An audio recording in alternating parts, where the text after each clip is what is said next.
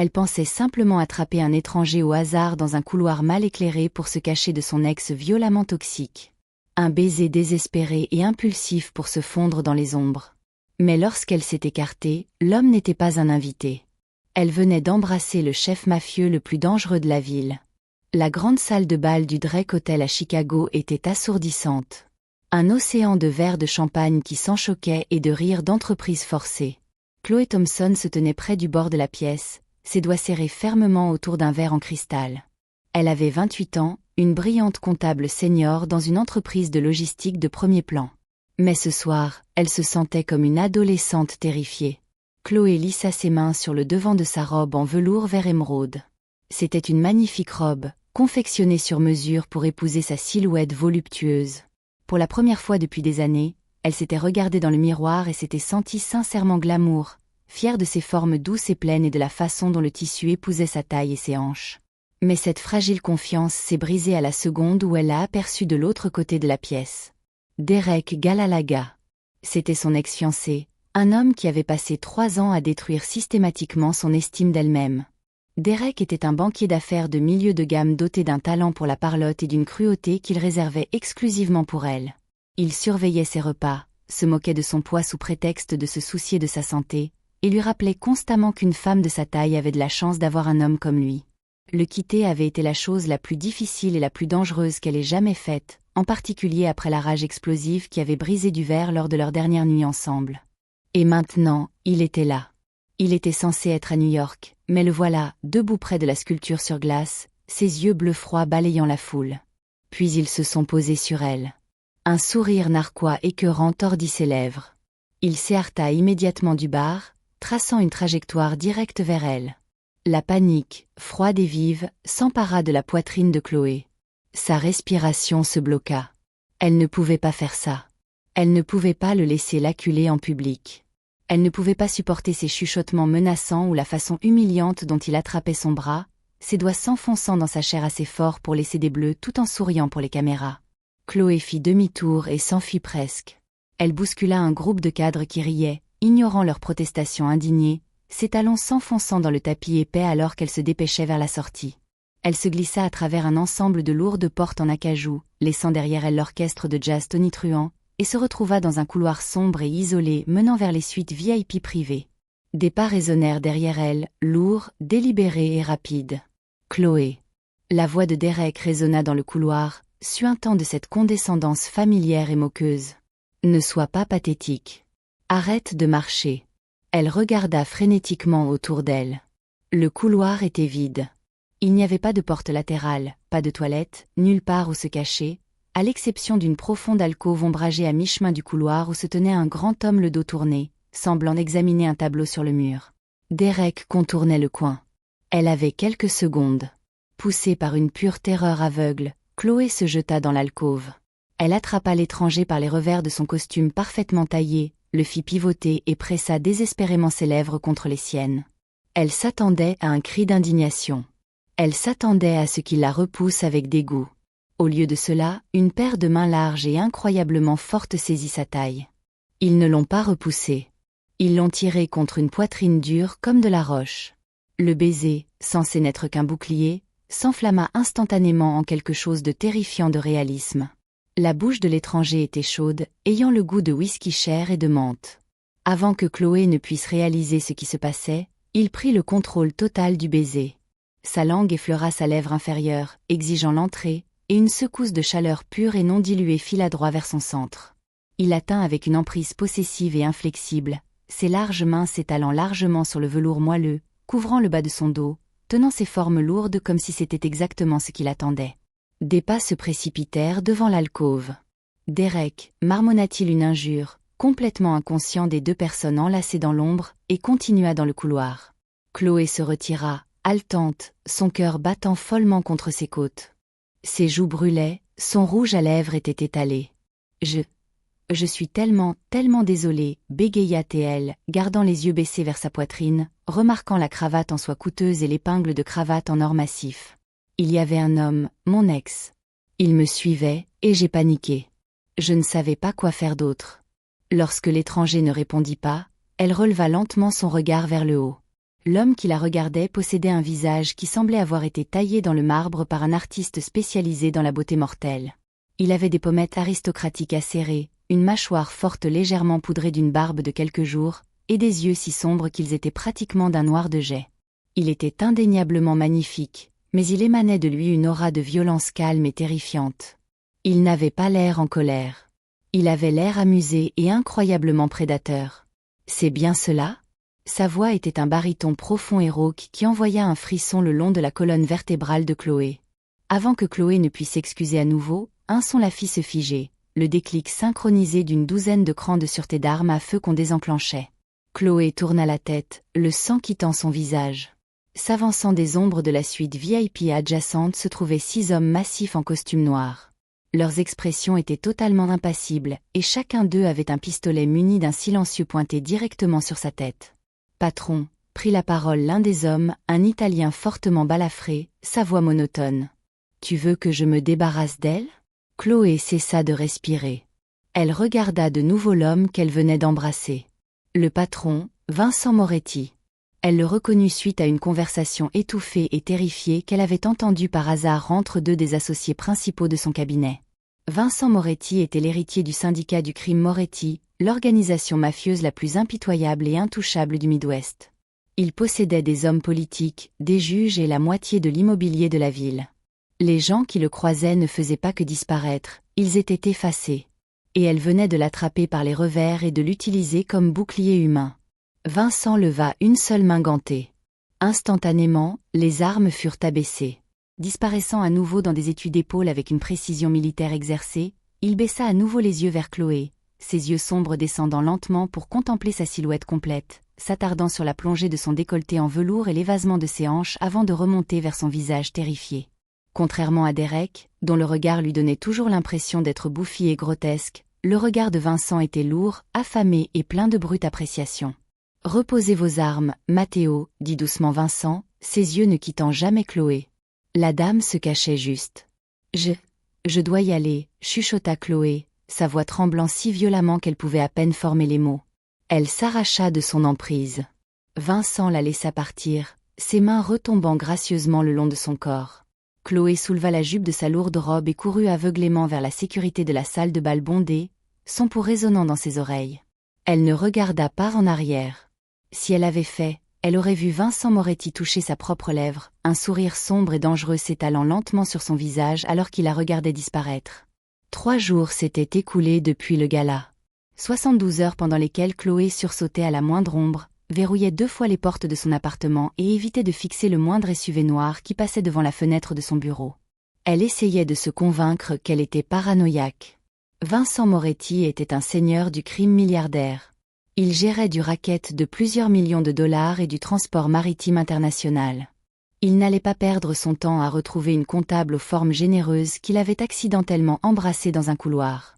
Pour un homme comme lui, elle n'était que 5 secondes fugaces et bizarres de sa vie. Rien de plus. Mais son soulagement d'avoir survécu à la rencontre avec la mafia fut complètement éclipsé par le cauchemar de Derek. Derek avait compris qu'elle était au gala. Depuis cette nuit-là, il avait appelé son téléphone 42 fois, laissant des messages vocaux alternant entre des excuses en sanglots et des menaces vicieuses et dégradantes. Il avait envoyé des emails à son compte professionnel.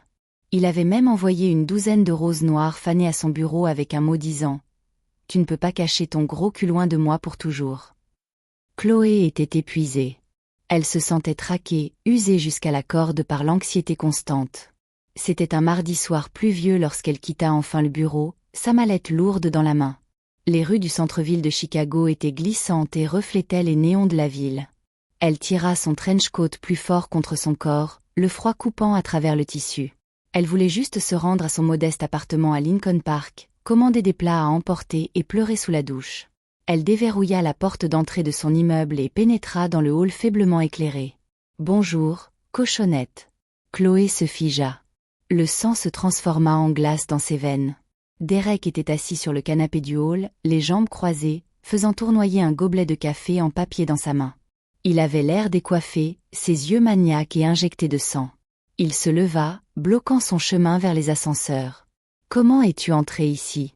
exigea Chloé, forçant sa voix à rester stable, même si ses genoux tremblaient. Derek, tu dois t'en aller. Je vais appeler la police. La police? Ricana Derek, faisant un pas vers elle. Pourquoi faire? Essayer de parler à ma fiancée? Ex-fiancée? Répliqua sèchement Chloé, reculant vers les portes vitrées. C'est fini, Derek. Ça fait 6 mois. Laisse-moi tranquille. C'est fini. Quand je dis que c'est fini, cria soudainement Derek, le vernis de son calme volant en éclats. Il se jeta en avant, l'attrapant rudement par le haut du bras. Ses doigts s'enfoncèrent douloureusement dans sa chair, exactement de la manière qu'elle avait redoutée au gala. « Lâche-moi » cria Chloé, se débattant contre son emprise. Mais Derek était plus grand et nettement plus fort. Il la tira vers lui, son visage à quelques centimètres du sien, son haleine sentant fortement la bière éventée. « Tu penses que tu peux trouver mieux que moi, Chloé » siffla-t-il, ses yeux parcourant son corps avec un dégoût pur. « Regarde-toi. Tu es énorme. Personne ne voudra jamais d'une vache grosse et pathétique comme toi. Je suis le seul qui puisse supporter de te regarder sans tes vêtements. Tu m'appartiens. » Des larmes d'humiliation et de douleur jaillirent dans les yeux de Chloé. C'était le même venin, le même poison qui lui avait injecté pendant des années. Et Dieu l'aidant, une petite partie brisée de son cerveau le croyait encore. « Laisse-la partir. » La voix était calme. Ce n'était pas un cri ni une exigence. C'était l'énoncé d'un fait absolu et irréfutable. Cela résonna dans le hall vide, refroidissant l'air de 10 degrés. Derek s'arrêta, confus, maintenant toujours sa prise douloureuse sur le bras de Chloé. Il tourna la tête vers l'ombre près des boîtes aux lettres. 3 hommes firent leur entrée dans la lumière tamisée du hall. 2 d'entre eux étaient des montagnes absolues de muscles vêtus de costumes sombres impeccablement taillés. Mais c'était l'homme debout entre eux qui fit physiquement s'arrêter la respiration de Chloé dans sa gorge. Vincent Moretti. Il portait un costume 3 pièces anthracite, une cigarette non allumée reposant entre ses doigts. Il avait l'air ennuyé, mais ses yeux d'un noir de jais étaient fixés sur la main de Derek là où elle meurtrissait le bras de Chloé. Et dans ses yeux résidait la promesse d'une violence inimaginable. « C'est qui ce connard ?» cracha Derek, essayant de bomber le torse, bien que sa voix tremblât légèrement. « C'est une conversation privée. Dégage. » Vincent ne regarda même pas le visage de Derek. Il claqua des doigts. Un son net et précis. Dans un flou de mouvements trop rapides pour être suivi, l'homme balafré du couloir de l'hôtel, Matteo, traversa le hall. Il attrapa le poignet de Derek, celui qui tenait Chloé, et le tordit. Un craquement écœurant résonna sur les murs de marbre. Derek poussa un cri suraigu et agonisant, tombant à genoux tandis que son poignet se brisait.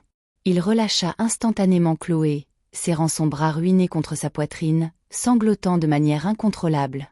Chloé recula en trébuchant, haletante, son dos heurtant le mur froid du hall. Elle fixait dans une horreur absolue Derek se tordant sur le sol, puis levait les yeux vers les hommes qui venaient de briser ses os avec désinvolture. Vincent traversa lentement le hall, le clic aigu de ses chaussures en cuir italien agissant comme un métronome contre les gémissements de Derek.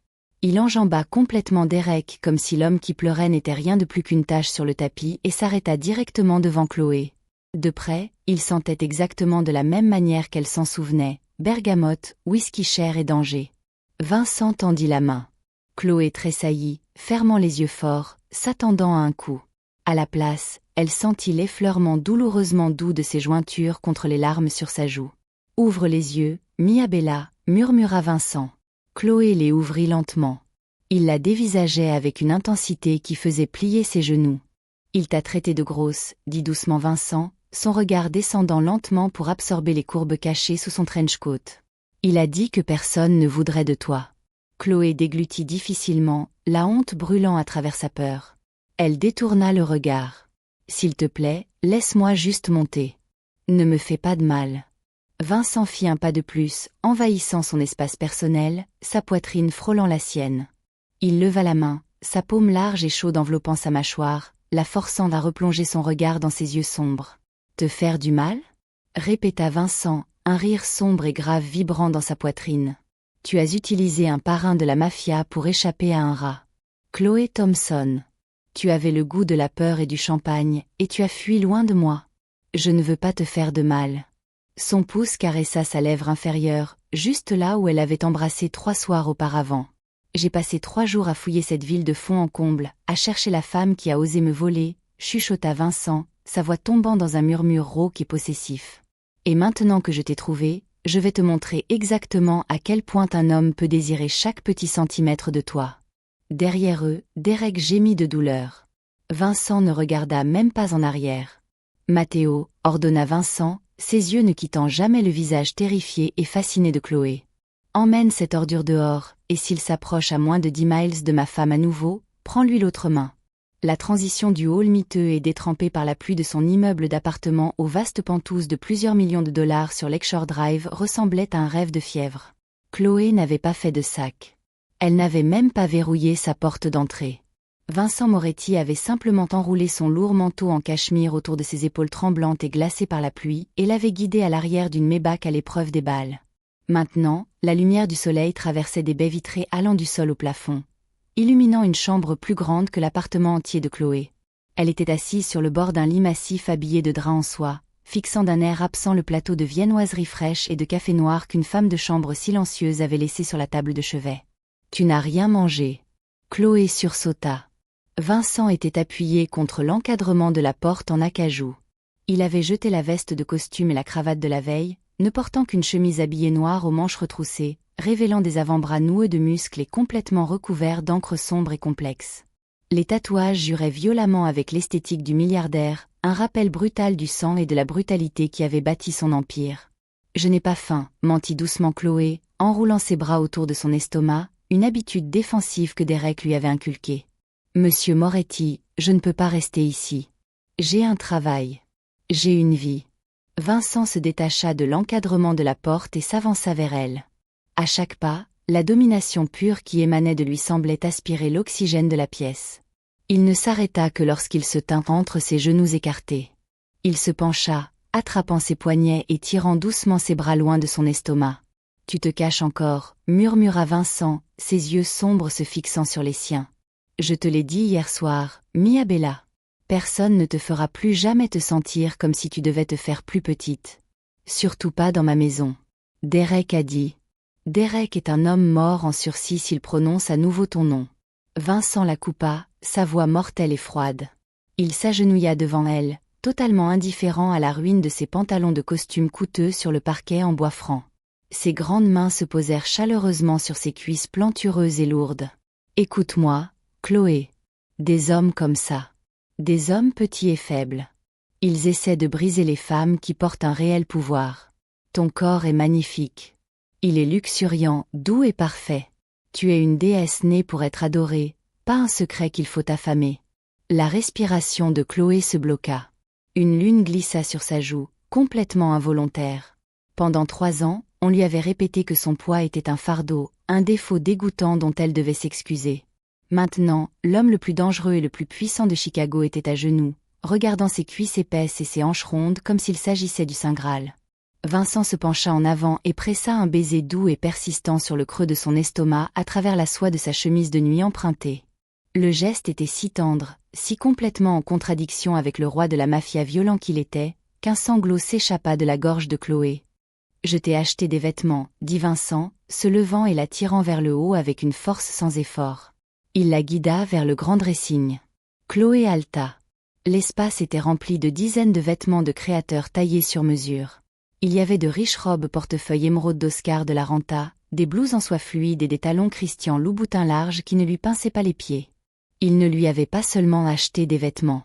Il avait fait venir une équipe pour s'assurer que tout était explicitement conçu pour flatter sa silhouette généreuse. Sur l'îlot central trônait une boîte en velours contenant un collier de diamants Cartier d'un éclat aveuglant. « Vincent, c'est trop. Je ne peux pas accepter ça. Je ne suis qu'une comptable. »« Tu es mienne », corrigea doucement Vincent, glissant ses bras autour de sa taille par derrière et l'attirant contre sa poitrine solide. Il enfouit son visage dans le creux de son cou, inhalant son parfum. Et la femme qui se tient aux côtés du chef de la famille Moretti porte tout ce qui lui plaît. Habille-toi. Ce soir, nous allons chez Alinéa. Je veux que toute la ville te voie. Mais ce que Vincent ne lui disait pas, ce qu'il cachait activement derrière les cadeaux somptueux et l'affection enivrante et obsessive, c'était la tempête qui se préparait dans le milieu interlope. En bas, dans le bureau du sous-sol lourdement gardé du Penthouse, Matteo se tenait au-dessus d'une table en métal. Le syndicat Russo bouge, Patron, rapporta Matteo lorsque Vincent descendit enfin. Ils ont découvert pour la fille. Ils savent que tu l'as amenée ici. Vincent versa un verre de scotch, son expression durcissant en un masque de calme purement sociopathique. Et son ex? Matteo grogna, jetant un dossier en manila sur le bureau. Derek Gallagher. Il s'avère que le banquier a un problème de jeu. Il doit un $250,000 au Russo. Quand nous lui avons cassé le poignet et l'avons humilié dans ce hall, il est allé directement voir Tommy Russo. Il leur a vendu l'identité de Chloé. Il leur a dit qu'elle était ta nouvelle faiblesse.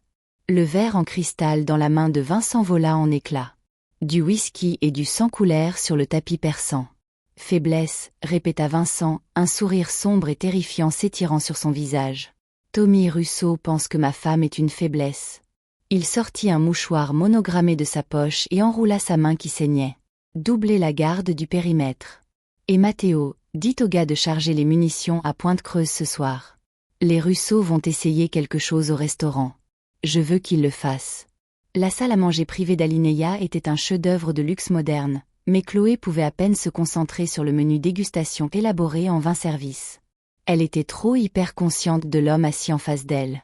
Vincent avait l'air dévasté dans un smoking bleu minuit. Il n'avait pas arrêté de la toucher de toute la soirée, une main sur son genou sous la table, ses doigts traçant la peau nue de son épaule, ses yeux sombres tombant constamment sur le profond décolleté accentué par la robe en velours rouge sur mesure qu'il avait choisie pour elle. Il la faisait se sentir puissante. Il la faisait se sentir sexy. « Tu es silencieuse », remarqua Vincent, prenant une gorgée de son vin. « Je suis juste submergée », admit Chloé, ses doigts jouant avec la tige de son verre. « Il y a 3 jours, j'étais terrifiée par ma propre ombre. Maintenant, je porte une robe qui coûte plus cher que ma voiture, en train de dîner avec un homme qui possède la moitié de la ville. » Elle leva les yeux, son regard assuré. « Vas-tu me garder enfermée, Vincent? Suis-je juste un animal de compagnie ?» Vincent posa son verre. Le trait joueur et séducteur s'évanouit de ses yeux, remplacé par une intensité brûlante. « Tu n'es pas un animal de compagnie, Chloé. Tu es la seule chose dans ma vie qui insuffle de la vie en moi.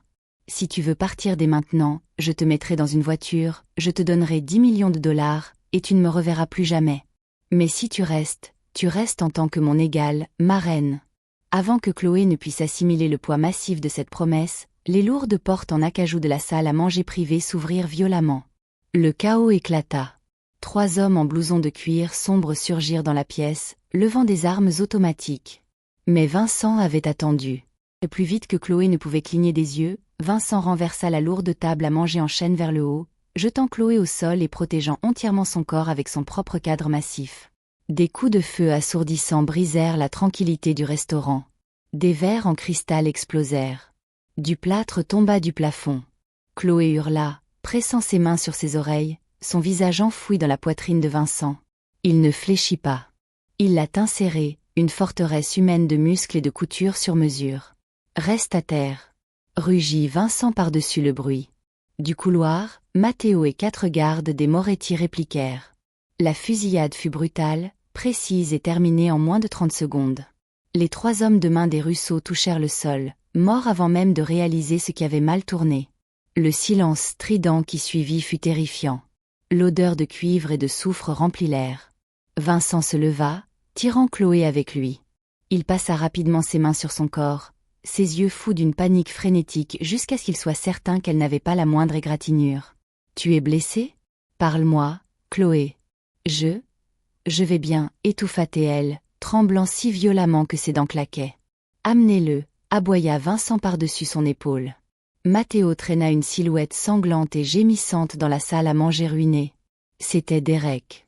Il était contusionné, il lui manquait une chaussure et il pleurait hystériquement. « Chloé, Chloé, s'il te plaît » cria Derek, se débattant contre l'emprise de fer de Matteo.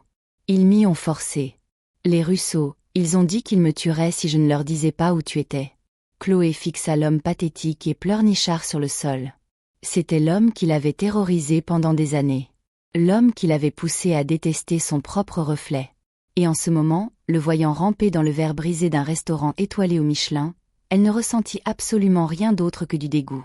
Vincent sortit une élégante arme de poing argentée de son étui d'épaule. Il l'arma, le clic métallique résonnant bruyamment dans la pièce, et pressa le canon directement sur le front de Derek. Tu as vendu ce qui est mien, dit doucement Vincent. L'absence absolue d'émotion dans sa voix était plus terrifiante que n'importe quel cri. Donne-moi une seule raison pour laquelle je ne devrais pas peindre ce sol avec ta cervelle. Vincent, attends, dit Chloé. Vincent se figea. Il ne baissa pas l'arme, mais il la regarda. Les hommes dans la pièce se tendirent, complètement choqués que quiconque ose interrompre le patron lors d'une exécution. Chloé contourna la table renversée, sa robe en velours rouge balayant le verre. Elle baissa les yeux vers Derek. Il leva les yeux vers elle avec des yeux pathétiques et pleins d'espoir, pensant qu'elle allait le sauver. Tu m'as dit que j'étais faible, dit Chloé, sa voix stable et claire. Tu m'as dit que je n'étais rien sans toi, mais regarde-toi, Derek. Tu es un lâche. Tu m'as vendu pour sauver ta propre misérable vie. Elle se tourna vers Vincent. Elle regarda l'arme dans sa main, le sang sur le sol, le monde souterrain sombre et violent qu'il commandait. Elle réalisa avec une clarté absolue qu'elle ne craignait pas son obscurité, parce que son obscurité existait entièrement pour protéger sa lumière. Chloé tendit la main et repoussa doucement le bras armé de Vincent vers le bas. Ne le tue pas ici. Ça va ruiner ma robe. La respiration de Vincent se bloqua. Un sourire narquois, lent, méchant et incroyablement fier s'étala sur son visage aristocratique. Il la regardait comme si elle venait de lui offrir le monde. Matteo, dit Vincent, ne quittant jamais des yeux le visage terrifié et fasciné de Chloé. Emmène les déchets sur les docks. Assure-toi qu'ils comprennent la pénalité pour ses dettes. Non, Chloé, non, s'il te plaît, hurla Derek alors qu'il était traîné à reculons hors de la pièce, sa voix s'évanouissant dans le couloir jusqu'à ce qu'une lourde porte se ferme, le coupant complètement. La salle à manger redevint calme. Vincent rangea son arme dans son étui et fit un pas vers elle. Il en copa le visage de ses mains, ses pouces essuyant une trace de poussière errante sur sa joue. « Tu n'as pas fui », murmura Vincent avec admiration. « J'ai fini de fuir », répondit Chloé, tendant la main pour saisir ses poignets. Elle s'avança dans son espace, pressant ses formes douces et pleines contre son corps dur et lourdement musclé. « Tu as promis que je n'aurais plus à me cacher. » Vincent poussa un faible gémissement, enroulant ses bras autour de sa taille et la soulevant du sol. Il l'embrassa, un baiser meurtrissant, désespéré et férocement possessif qui avait le goût de la poudre à canon et d'une dévotion absolue. « Plus jamais, Mia Bella », jura Vincent contre ses lèvres, ses mains explorant le poids voluptueux de ses hanches. « Tu es la Donna de Chicago maintenant. Qu'ils essaient de te regarder de haut. Je brûlerai toute cette foutue ville pour toi. » Chloé l'embrassa en retour, laissant la chaleur du parrain de la mafia effacer les derniers vestiges de son passé. Elle avait accidentellement embrassé un étranger dans un couloir, désespérée d'échapper à sa propre vie. En retour, il lui avait offert un royaume.